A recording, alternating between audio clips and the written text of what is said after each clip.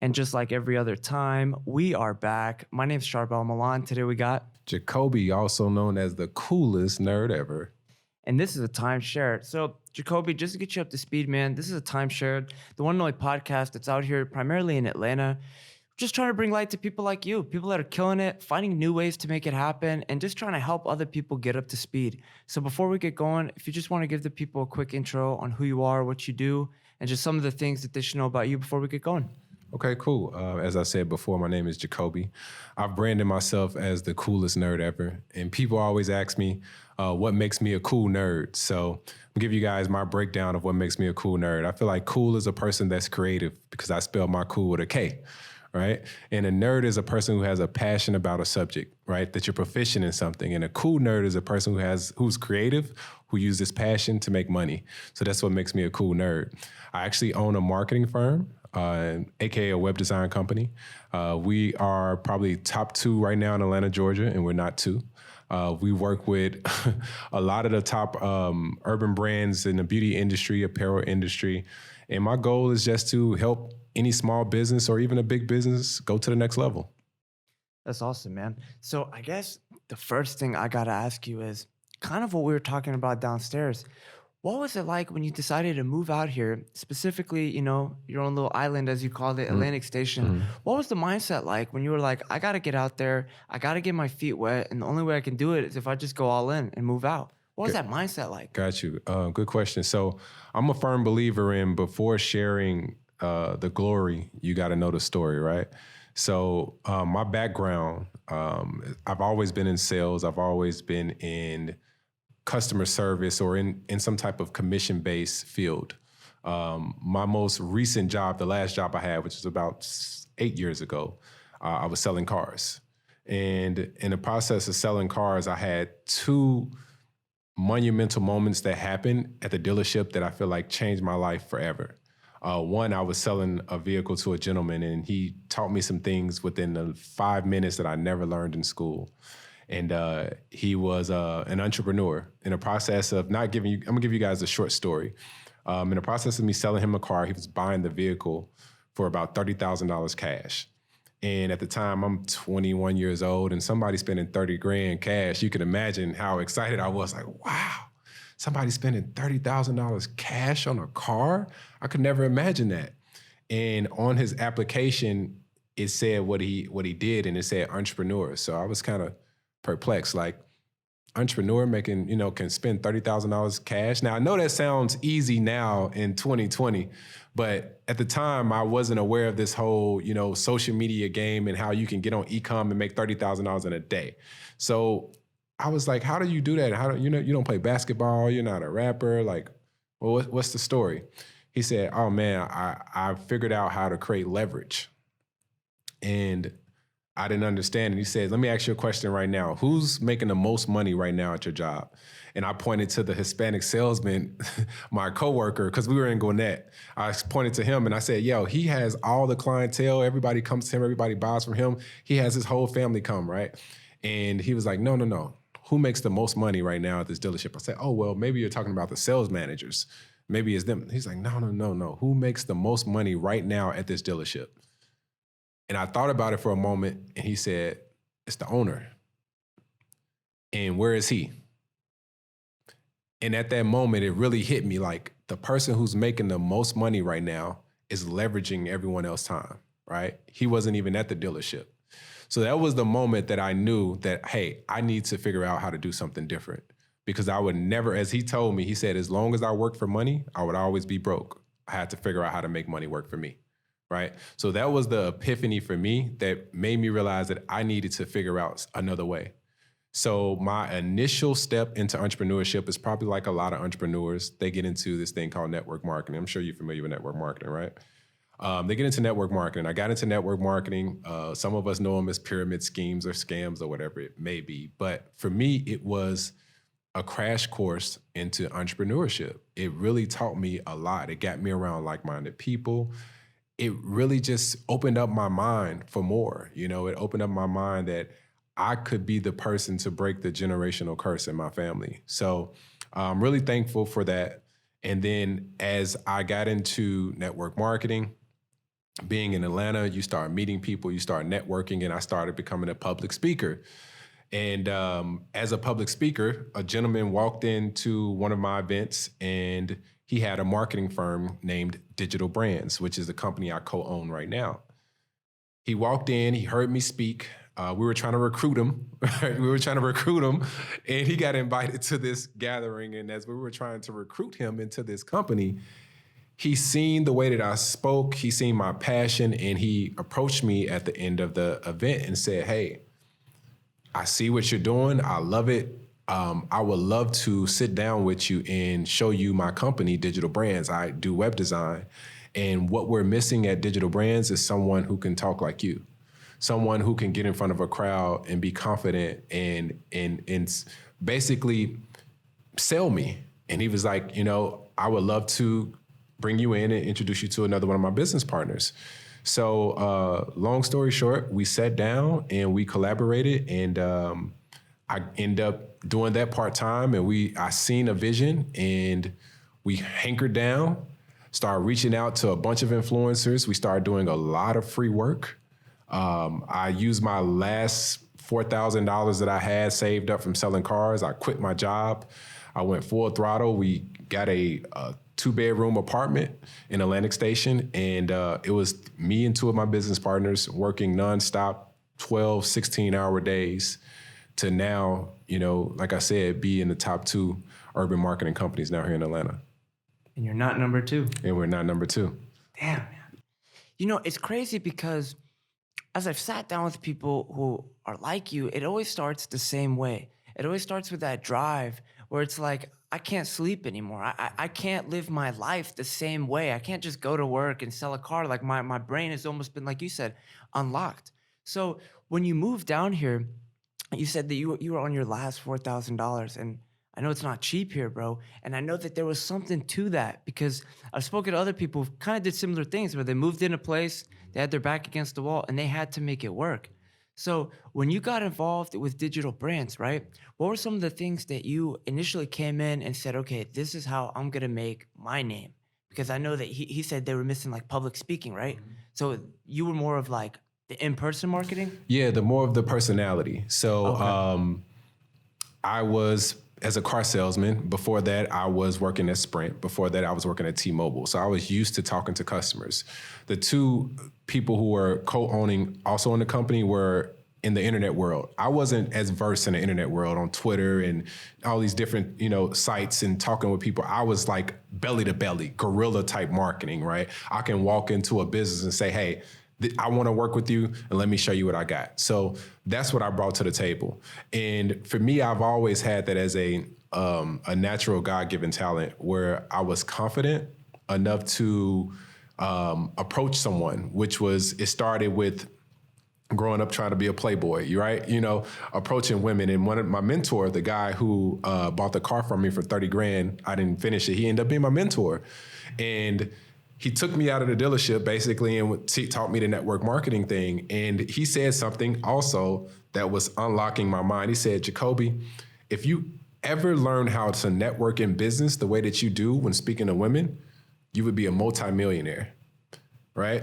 And for all the guys listening to this, we've all heard this saying, right? You will lose a lot of money chasing women, but you'll never lose money. You'll never lose women chasing money, right? That's the saying. So that was my thought process. Is like, okay, I need to use this God-given talent of talking to people to make sure that I not only am wanted in Digital Brands, that I'm needed, right? And that was the thing that I created, that I was needed in Digital Brands. So I came in and we just kind of took off. Damn. So when you guys say it took off, because I'm not too versed in digital marketing. I understand how marketing works. How exactly do you guys come in and help customers? Mm-hmm. Okay. So we're big on branding, right? The word branding became really popular within the last couple of years. And for me, branding means 2 different things, right? I like to call it push and pull. So branding is how you pull people to you, right? That's how people perceive you, almost your reputation, right? So I would come to clients and say, right now, me looking at your website, your branding is all off, right? When I look at your home, I don't feel comfortable. I would look at your website or your Instagram, which is what people see first. That's off, right? Let me give you, based off of my understanding of, like, I went to school too. So I took psychology in school. Even though I dropped out of college, my minor was in psychology. And it was like understanding how the brain works and subconsciously intruder alerts that fire off in your brain when something doesn't look right? And you start getting a little bit of anxiety and you start getting nervous. That happens when you go to a website and it doesn't look trustworthy. Right? Yeah. And a lot of clients didn't understand that until I broke it down. So I would come in and explain to them that I'm more than a web designer. That's how I set myself apart, right? My business partners were actually doing design, but I would come in and do the talking and say, listen, we are a branding architect firm. We don't just make pretty pictures, right? We show you how to make more money. Right. So that was what differentiated us with a lot of our competitors, that we would come in and talk about the psychology of branding, of how a website looks, how a certain call to action color matters, or how the difference of learn more can get more clicks than shop now. Right. Or yeah. Right. Or like how like all these restaurants always use red because doesn't it like stimulate appetite? Yeah. Red, yellow, McDonald's favorite colors or whatever. Like, yeah, it's perfect. Or even how high McDonald's has their sign up that it's in perfect peripheral, like your view where you're driving down a highway. Oh my God. Damn, I never thought about that one. Yeah, so they have it like at a perfect height. They had somebody do the study and say, where do we convert the most by having our McDonald's sign up at what height? That's next level. Yeah. So I guess my number one question that I have right now, right off the bat, would you say when it comes to a brand, it's more about the initial attention, like seeking the attention, or do you think it's more about like the lasting effect? Because I don't know who anyone is in the world, what they're doing, but if you show them a Nike check, they're like, oh yeah, that's Nike, you know? But a lot of people, if you show them companies like Johnson & Johnson, they own damn everything, you know? But people, a J and a J, like, you know, you really got to know. So it's like, when it comes to branding, do you think it's more about having that lasting effect like Nike does? Or is it just kind of about like, hey, from a business standpoint, knowing how to put your brand on everything?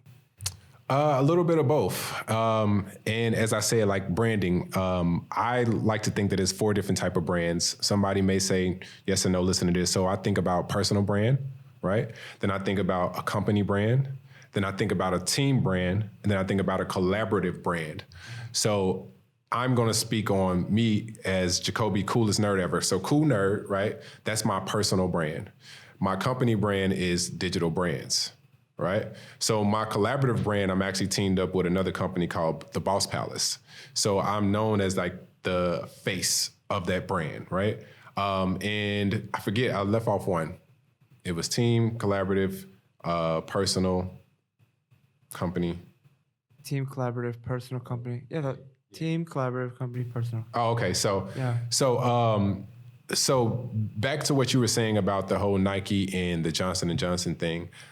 For me, with Nike, it has a cool factor. So Johnson & Johnson doesn't really need the cool factor. They're in it for the money aspect more so. Like they brand it, but at the same time, they're creating a monopoly on a bunch of different things. Like Nike has the cool factor about it. Even their target audience is different, so they're going to brand different, which is one of the first things that I like to focus on is the 5 P's of marketing. The first P in your marketing should always be the people. Makes sense. So, for instance, we spoke on McDonald's, right? They sell a hamburger, right? But Ruth Chris also sells a hamburger. But no one knows. But not even that no one knows. Why can they sell their hamburger for $40 and McDonald's only sells it for $1? Oh, I see what you're saying, because they have that prestige. Their target audience is the prestige of people. Yeah. Because their focus is that person. It's still a burger. I'm still going to get full. Right? Even though it may taste better, but their target audience is that type of class, right? Have you noticed as you've gotten older, has your taste palette changed a little bit? A lot. I used to hate guacamole. Now I love it. I used to hate onions. Now I love them. Like, really? I never, you're a kid, you're like, yo, I don't want any onions on my sandwich. Now I'm like, extra onions, grill them. Yes, sauteed onions. Yeah, so you've changed as a person, so the marketing has to change towards you. That's crazy that you say that, man, because it's not till you get older that you realize that everything that was happening when you were a kid, like on TV, in school, whatever it was, especially before the digital age really blew up, like when it was just getting going and a lot of people didn't really know what we're talking about right now. It's crazy how much subconscious things they were doing. So, based on those four layers, right? Do you think that a lot of people are missing the potential for their brand because they're not diversifying those layers? Like we can use me for example, right? The podcast, a timeshare. Do you think I'm missing out by just having that as a personal brand and a company brand? You think I'm missing out by only doing two? No, I don't think you're missing out. I just think you need to, like I always say, the riches are in the niches. So religiously cater to who you feel like is your ideal customer profile, right? So whoever ideally you think that is watching your podcast, who's listening to you, only get the type of influencers or people on the show that they want to hear, right? I say you have to piss the wrong people off to make the right people happy. You know what I'm saying? You got to piss somebody off. Yeah, you can't, if you try to make everybody happy, you're just sitting neutral. So like even me and my personality, I've branded myself as a person who is just none caring about how people perceive me outside of business, right? Like in a personal fact, like of course I'm looked at as like a person who's like in a business realm, but when it comes down to me saying how I feel about certain subjects or topics, they know like, okay, Jacoby's just going to say how he feels and he's not going to be that concerned about the repercussions of what he says. And that's what we should expect from him. Mm-hmm. So don't come at him with no bullshit. Exactly. Yeah. I love it. That's perfect. Exactly. Yeah.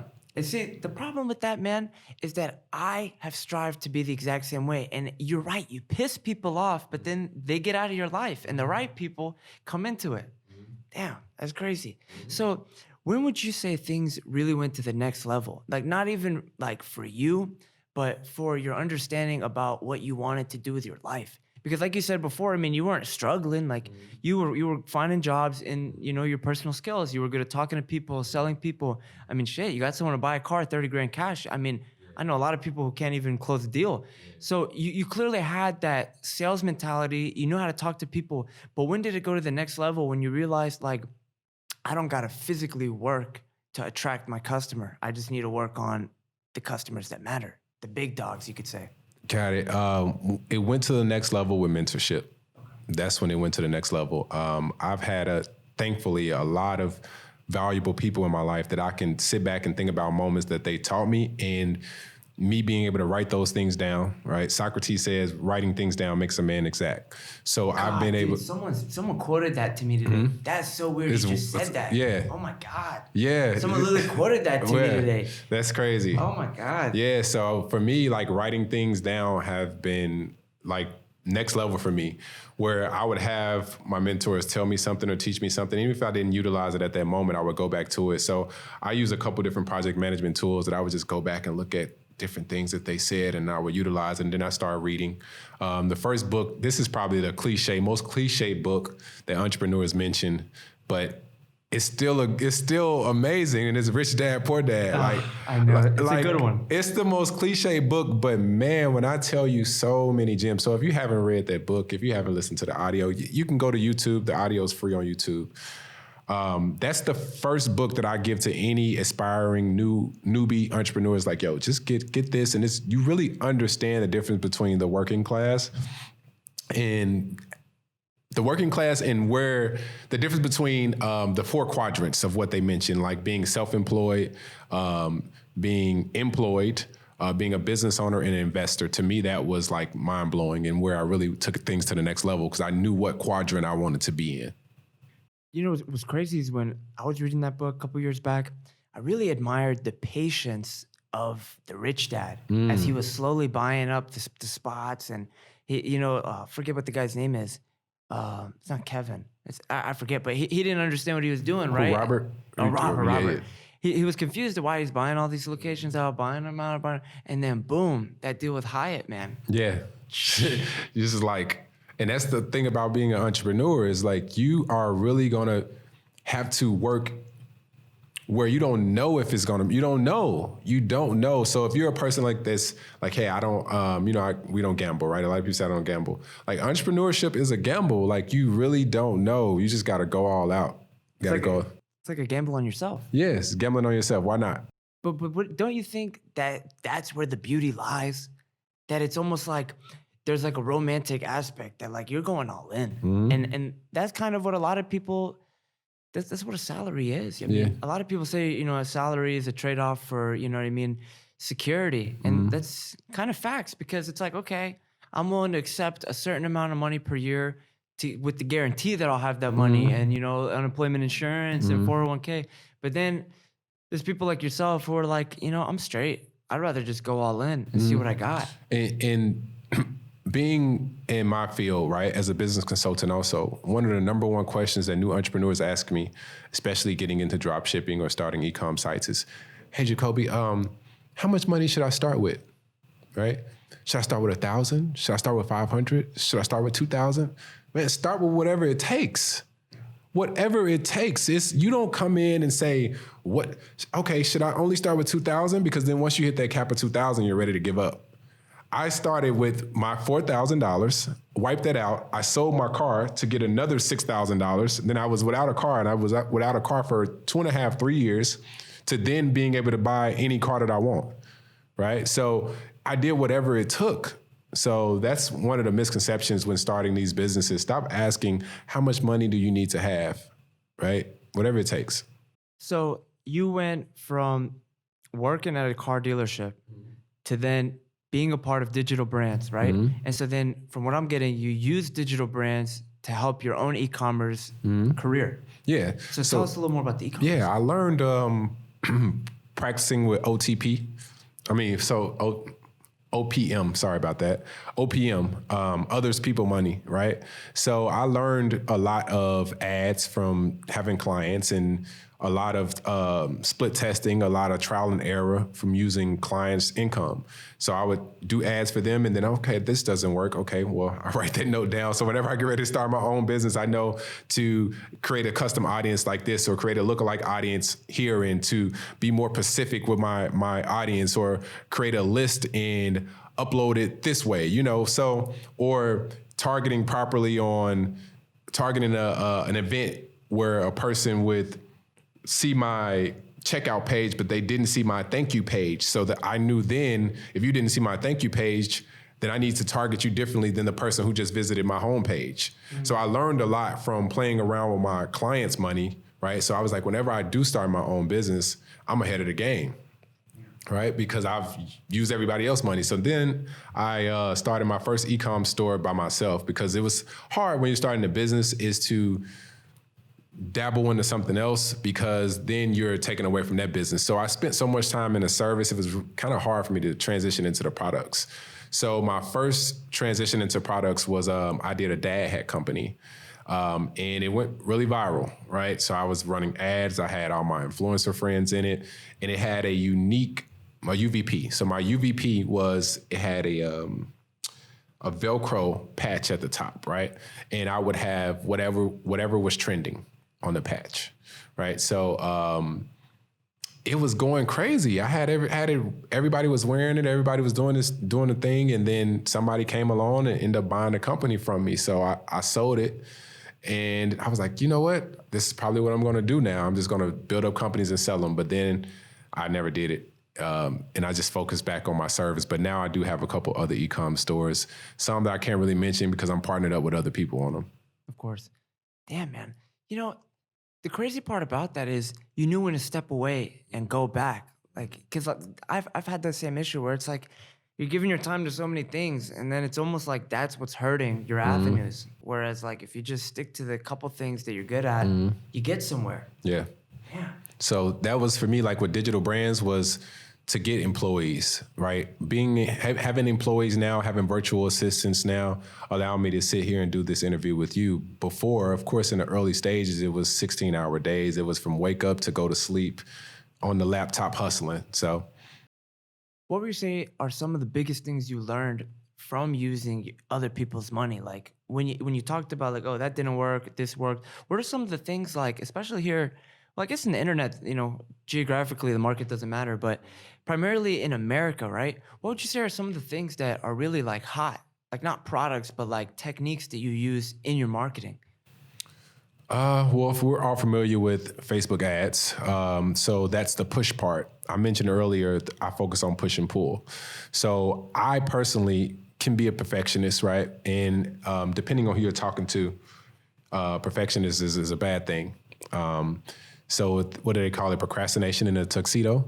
So so I'm one of those personality types is that I'm building infrastructure, and then I'm still building infrastructure. So I'm always trying to fine tune it. So what I learned with dealing with other people money, one was to break out of that. And sometimes you just got to go, right? And don't worry about being perfect, just start, right? Take more imperfect actions. I think that is a key point if anything listening to this podcast is to take more imperfect actions. So that was huge for me. Learning to not be fooled by Instagram followings, right? Because two different type of influencers. There's influencers out there who could bring you awareness.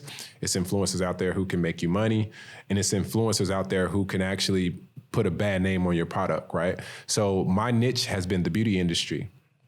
A lot of clients in the hair industry. So what I notice from a lot of my clients is that they use the same brand ambassadors over and over and over again to promote different hair, right? So what that does is actually take away the trust from your brand because now we are aware that you're just getting paid to post. So that's one of the things that I learned, just to be really aware of who I use. So would you say the key when it comes to influencer marketing is the whole like, not facade, but kind of like to where they don't know it's marketing?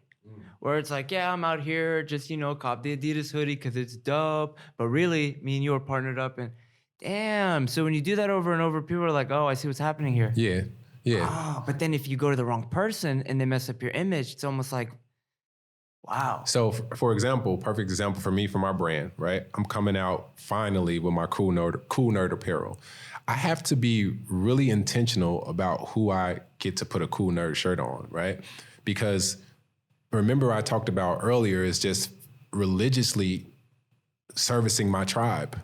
And if my tribe feels like I've gave this hoodie, which is like a club, it's like a fraternity, sorority type vibe, to the wrong person, then they're like, no, that's not what I want to be a part of. Oh yeah, it takes the value away. It takes the value away, right? You want your brand to be special, right? You want to create that, like, I talked about the 5 P's of marketing, guys. So I'm gonna real quick, I'm gonna break down the 5 P's and I'm gonna speak on a brand. Hey, so take your time. Okay, cool. So the 5 P's of marketing, we got people, place, product, promotion, then we have price.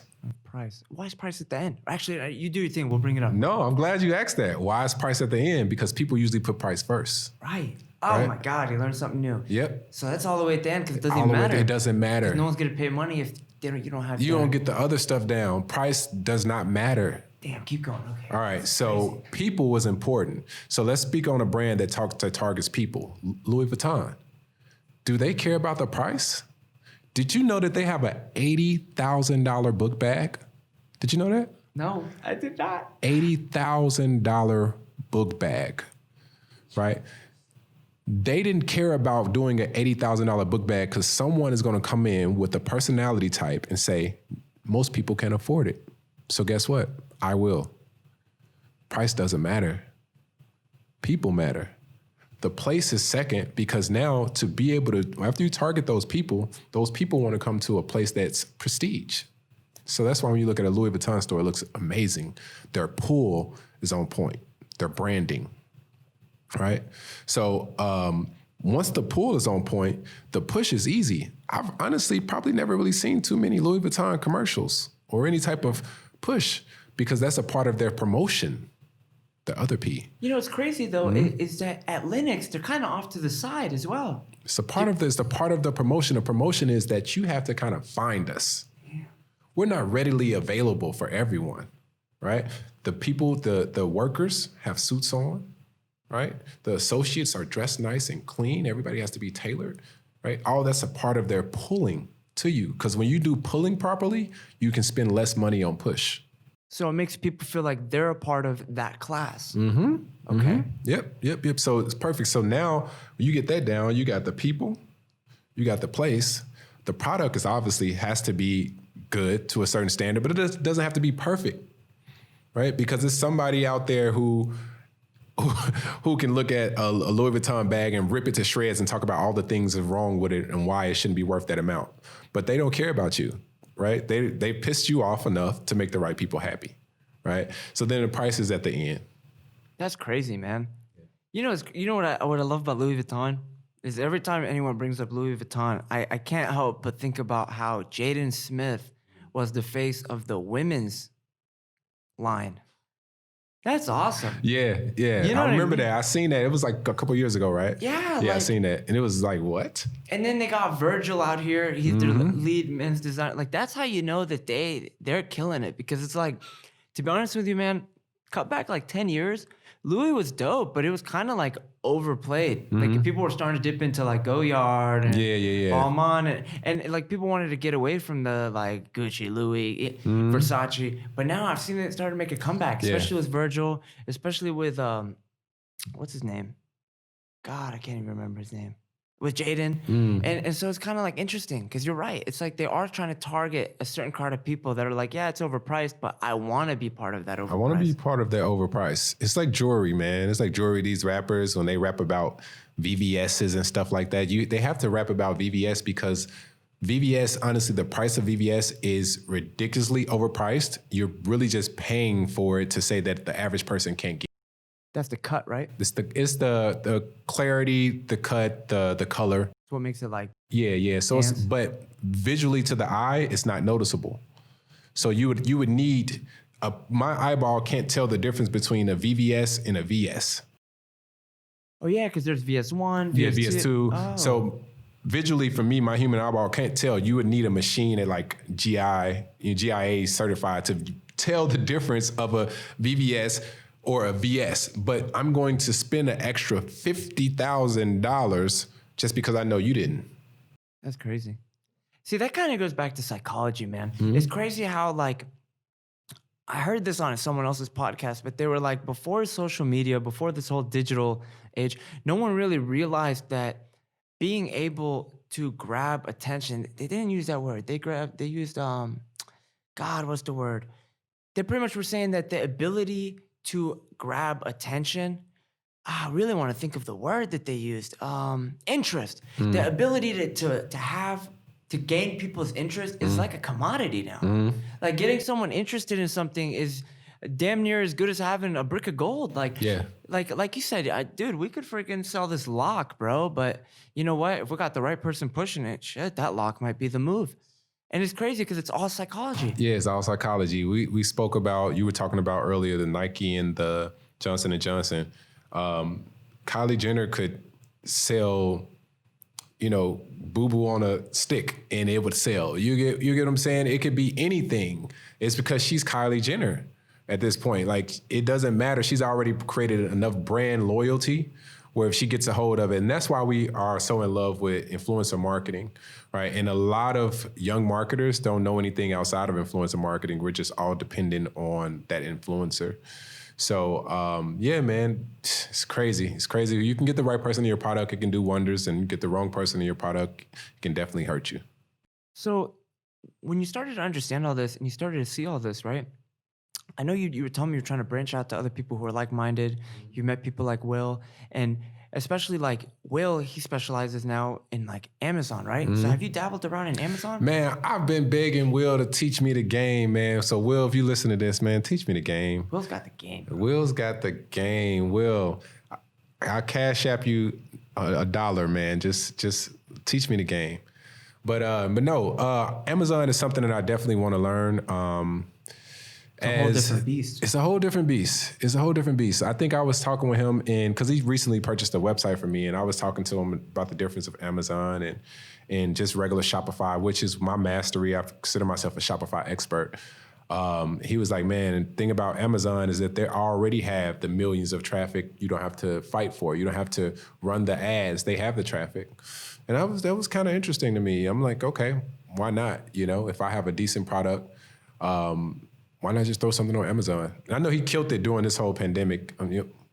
Yeah, Jesus Christ. I think killed it's an understatement, man. Yeah. But here's the thing, right? You're selling specialized products. Branded products, yeah. Branded products, not brand name. So it's like you're creating a brand and selling that. So see, you're almost in like a different niche though, which is kind of good. Yeah, so with Amazon, I think a lot of it is similar to the arbitrage thing that we mentioned earlier. Like, I've seen people do things like just going to Walmart and buying the Monopoly games for less and then throwing them on Amazon, or kind of what he was doing was buying, certain cleaning products and putting them on Amazon and selling them for more. For me, I think mine is more of a passion thing because I've made it to the point where, of course, I love money. Money is great. If it doesn't buy happiness, it's a damn good down payment. So, I love it. But at the same time, man, a lot of it is a passion project for me. I started a hair brand a couple of years ago. I made $60,000 within the first 30 days, and I just wasn't excited about it. And I just let the company die down because I don't have any interest for hair. So with the branded products, it's more of a like, I can get people to fall in love with an idea that I created, right? So that for me is exciting now. Like, I'm at the point where I really don't have any worries when it comes to finances, where I have enough residuals and enough passive income to set me up forever, right? So that's why I love branded products. It's exciting. I want to be as big as Adidas, where it's generational, where I can have something to leave to my children and have a legacy. Okay, so what are some more things that you noticed psychologically? Like, well, actually, see, for my major, I had to take a bunch of classes that had nothing to do with my major. You know how they make you do that? Not really minor, but it's like non-business college, whatever the hell. So I did all 4 of mine for sociology, or just like the study of how like human interaction. And I know that like when it comes to buying things, it's all about, how people are interacting, how people are perceiving. So it's kind of like a cross between the psychology and sociology. Yeah. So did you see any of the sociology playing out? Like, was it ever the type of thing where it's like, okay, yeah, we put it in an influencer's hand, and yeah, that got traffic. But then when we just started to try to promote the actual product itself in a specific way, regardless of who it was with, it popped harder? Yeah. Right now with a brand that's you're probably going to look at, if you listen to this, it's called the Boss Palace. So we started out with just straight organic vendors. We're selling vendor lists. And vendor lists are access to someone with hoodies, or access to someone with hair or eyelashes or jewelry. Oh, yeah, right? I saw that, the wholesaling. Yeah, the wholesaling. So we were selling access. So we were just selling digital information. So it was no overhead, right? The only overhead is ads. Can't beat that. But we started out with no influencer marketing, right? No influencer marketing. I think our first, COVID hit about February, right? I think February. March, yeah. Right? So I moved out of my condo in February and I got a new place in March. Setting up things, getting prepared for the year. In March, I lost $26,000 when COVID hit. So everybody cut off all of their subscriptions, all of their plans. They're trying to just harvest cash, keep it in, right? Preserve cash. I started the vendor company as a partner. Within like the first 60 days, we did close to like $2 million. Just selling access to information with no influencers. So after doing close to $2 million, we were like, we've only ran ads. It was one of those perfect storms. Right? So just to give you guys the understanding of why we were able to do that and why it was such a huge moment is because when COVID hit, guess what? A lot of people lost their jobs, right?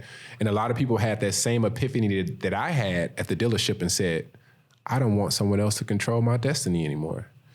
And the Boss Palace was a catalyst of helping you start a business. That was what we sold. We were the gatekeepers of new businesses. So people were online like never before during this whole pandemic. And especially February, April, March, around that time, traffic, we were getting 1 million hits in a weekend as far as website visitors, like 1 million visitors in 3 days. It was mind blowing. We had a $200,000 weekend one weekend. And it was just like, yo, what is going on? Like, this is crazy. So with that being said, that was no influencers. That was just straight either organic pulling on our Instagram, beautiful Instagram layout, organic reviews, straight ads. I mean, we were dumping money into ads. So, I mean, it's hard. We were doing anywhere from like, not giving in straight numbers, but I'm gonna just say a lot of money into ads. We were in multiple 5 figures weekly into ads. So you don't make $2 million in less than 2 months by doing $100 ads. Yeah, no, you're talking like probably a couple 100,000 in ads. A lot of money in ads. I What's won't the get to exact ratio numbers. there? I've always wondered that. Like, what's the turnover?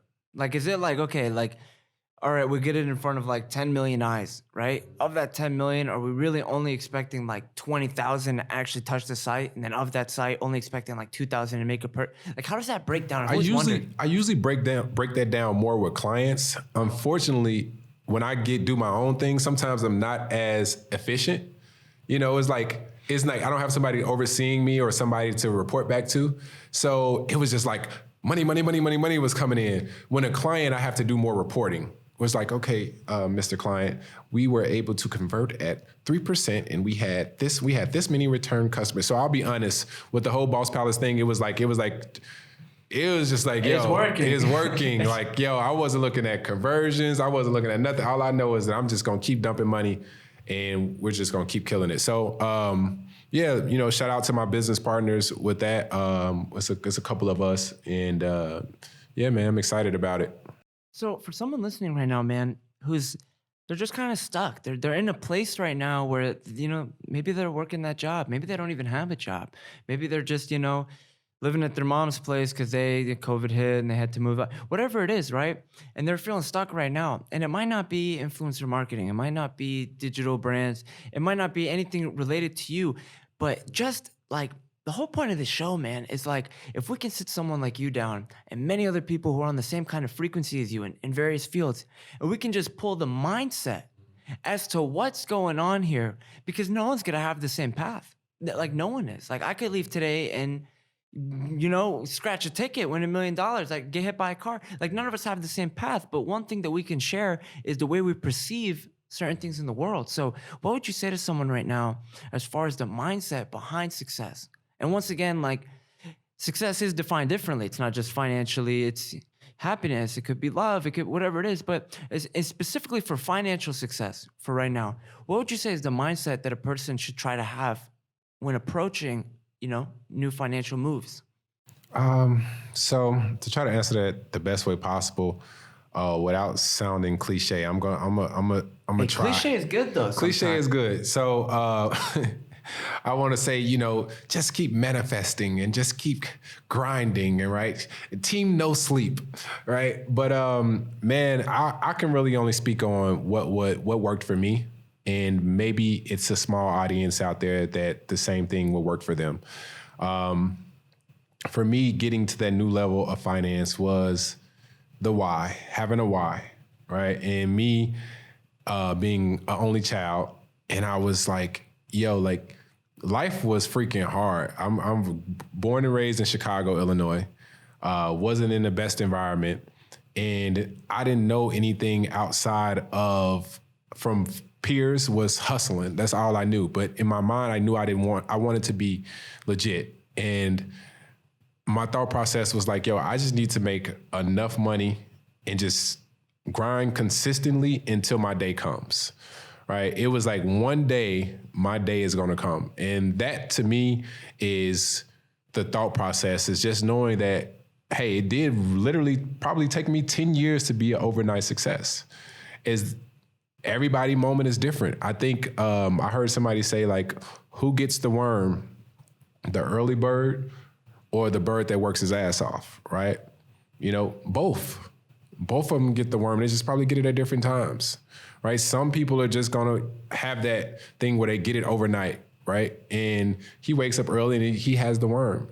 Some people are gonna be like me. I had to work extremely hard. I went through job after job after job, moment after moment of being told that I can't get off of work or that I would potentially be fired if I didn't listen or something like that. And it was just like, yo, like I don't want to have this feeling of self-doubt waking up every day of me not knowing that I'm needed.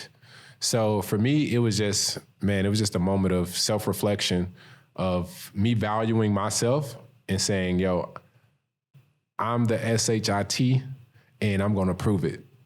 And that was it for me. Like, so I don't know if somebody else could take that thought and really think like that, but that's what it was. I felt like I was special and I just needed to prove it. That's beautiful, man. I love it. Damn. Well, as far as the future, the future holds so many things. Like right now it's raining. What the hell? But as far as the future for the Coolest Nerd, and by the way, we're going to get to that. I want to know where that came from. But as far as the future for the Coolest Nerd, what are you planning to do next? What's the next steps? Because I know we're pretty much done with COVID, man. Yeah. The president got it. He's straight. Everyone's realizing, all right, this is a cap. China probably cut a cake the second they found out. They were like, yes, sir. It ran the full cycle. Yes. But oh man, for the future of Cool Nerd. So future of Cool Nerd, of course, I mentioned my apparel line. I'm going to start with hoodies and t-shirts. And I just want to see if I can get people to wear my jersey, right? Because that's all a t-shirt is. This is a jersey. And I want to see if this resonates with other people. I'm excited about that. And my goal is to get back into more public speaking because I had a moment where in this journey where I crashed and failed and burned mentally. And I was like, oh, I'm never doing that again. I'm just going to get back in my comfort zone. And it's nothing good in your comfort zone, guys. Nothing is good in your comfort zone. So I got comfortable for the last couple of years and I haven't been speaking. This is my first interview in a long time. And it was because I was cool with making enough money by doing enough things, like versus going all out. And if it fails, it fails. So my goal now is to just get more uncomfortable. As I spoke on earlier, finances right now, I'm straight, but it's like, I got to get uncomfortable to really take this thing to the next level. So doing more of this, getting out there more, being more of a face, doing more content. I don't shoot as much content as I should. I have all these genius ideas like everybody else, but one of my online mentors I listen to is Billy Jean. You familiar with him? Billy Jean? Billy Jean is marketing. Ever heard of him? I don't want to lie, no. Oh, okay, cool. Well, one of his lines is that I try to live and die by is it's no such thing as a genius idea, only genius execution. So somebody else. Can you say that one more time? Is no such thing as a genius idea, only genius execution. That's like a plaque. Yeah. So for me, it was like I used to pride myself on genius ideas. Oh, I was so genius. And I would never do anything about it, right? So now it's like, F this idea. It doesn't matter until I get it out there. Like, I'm a firm believer that somebody else thought of Uber before Uber was thought of. But genius execution allowed it to be a multi-billion-dollar company. Bro, you want to know something I thought of a couple years ago? What? And I saw it like 3 months ago, and I want to run my head into the wall. So it was right when iPhone came out with the AirDrop. Okay. Right? Okay. And I was like, yo, you can send something through the air. And I was like, you know what? Who cares about that? What we really need is I need to be able to put my phone up to your phone and be like, yo, man, you're running low. Here's 5%. Here's 15% battery. Yeah. Right? Yeah. Samsung came out with that, man. Now you can put your phone up to someone else and charge it. And iPhone's about to come. iPhone's going to be next, but Samsung did it. And I was like, do you know what happened? What? Samsung was listening in on your phone call when they jacked you. You know what? They're probably in my brain, too. Yeah, in your brain. You hate when that happens. He's like, yo, all I did was think about macaroni and cheese, and I'm seeing it down my timeline. What's going on? Yeah, what is going on with that, man? Oh, man. He's like, what's going on with that? It's the big brother. Bro, that's a whole nother level of marketing where they're listening. Because I know they're not listening. It's like computers listening for keywords, but still, that's listening. It's weird, man. It's weird. I hate when that happens when you don't search it and then you see it and you're like, what the? Yeah. So yeah, I was thinking about a TV stand and I was talking my TV in one of my Airbnbs. I have a couple Airbnbs in Atlanta, and one of my TVs fell down in my condominium, and I started getting on the phone. I'm talking to the guy about the TV stand. I'm like, yeah, I got to find a TV stand. And the next thing I know, I get on Instagram and I'm seeing TV stands down my timeline. And I'm like, what the? You know what I hate, man? I hate that we're getting used to it. Like we're talking about it right now, like, TV stand.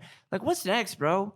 Like, if you would have told someone 10 years ago, yeah, bro, they're going to be listening. And when you say something, it's going to come up as advertising. They'd be like, bro, if anyone listens to me, I'll never use a phone again. It's like, okay, bet. We'll see, buddy. But it's like we're slowly letting them in. Damn, man. That's how they do it. It's the water drip. That's crazy. The water drip, man. That's drive you insane. Before we get out of here, man, we got to know, where did the coolest nerd come from? Where did that name come from? Where did it come from? Man, it's so I was listening to a rap song when I was young, and then it's a guy, he has a podcast, coincidentally, too. It's a pretty popular podcast. You heard of Joe Budden? Yeah, I have. Joe Budden, right? Shout out to him. Shout out to Joe Budden. So Joe Budden was one of my favorite rappers growing up. Like for the young crowd, you're like, Joe Budden, favorite rapper? Yeah, he was one of my favorite rappers. So he had a line and he was like, you inviting the nerd to the cool table. So it was like something like, I forget the line before, but he said, you're inviting the nerd to the cool table. And I was like, nerd at the cool table. I started my email address. I changed it to nerd at the cool table. Because I felt like I was into some unique things for someone who was in the area that I was living in. I was into history. I was into science. I was into technology. I was into a bunch of weird, only child. I was a very inquisitive kid. So I always felt like I was different because I didn't smoke, I didn't drink, I didn't do a lot of those things that my peers were doing, but I did look that way. I looked like I appeared to do all those things, right? So I was like, man, I'm just a nerd at the cool table. Right? So that's how I felt like as a teenager, like I'm a nerd at the cool table, right? And I love it. love it, right? Crazy story. This is my first time. You're getting this exclusive. Bro, you know how many times this has happened? This is the exclusive energy. It's not that anything crazy is happening here, man. It's that this is the right time. This is the right time for it to come out. This is exclusive, man. This is like, I'm gonna remember this moment because nobody's ever asked me that question, so I'm thinking about it. Good question. So fast forward is I helped start another brand called CEO Millionaires. I'm not sure if you've seen that a couple of years ago. It had CEO 2 Chainz was wearing it. I don't want to sound corny, but I think I did. Yeah, it said CEO and it was O. I remember all the O's. Yeah. Yeah. So do you guys make hats too? We had hats and everything. So I helped start that brand. First 30 days, we did about 100K. 6 months, we did $1 million. Right? So I had a cheat code. The cheat code was 2 Chainz.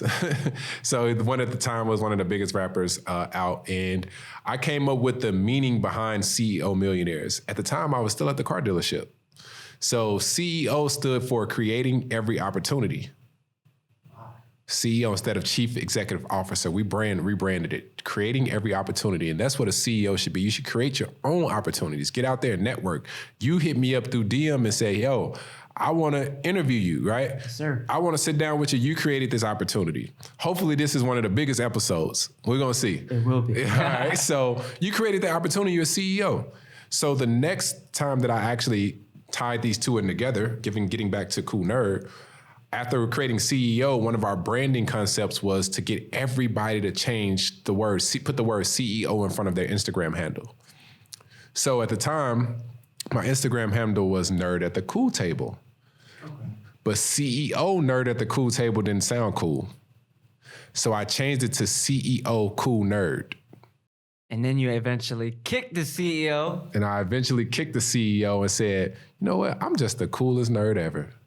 Ta-da! Damn, that's jiggy, man. So I that's like how that. it happened, man. That's how it happened. That's exclusive. That's crazy. Can we charge for this episode after hearing that name? Right. Hey. Shoot. But no, that's how it started, bro. That's crazy, man. Hey, man, is there anything you want to leave the people with, like a message or something specific to you? Message specific to me would be competence equals confidence. And without education is no compensation. And that's what I'm gonna leave it with. You know what I'm saying? So the more competent you are, the more confident you will be in things. The more education that you get, the more you'll be compensated. So that's how I'm gonna end it off. Hey, man, believe it or not, we're almost at an hour. I just want to go ahead and thank you so much for doing this, man. Cool. I really believe that, at the end of the day, It's what you said. There is no opportunity. It's having a bunch of habits that you play out every single day and you create an opportunity. And you know, this happened today thanks to you allowing it to happen. So Cool. we thank you so much, man. But hey, just like every other time, my name's Charbel Milan. Today we got Jacoby, also known as the coolest nerd ever. and this has been a time shared. Thank you so much.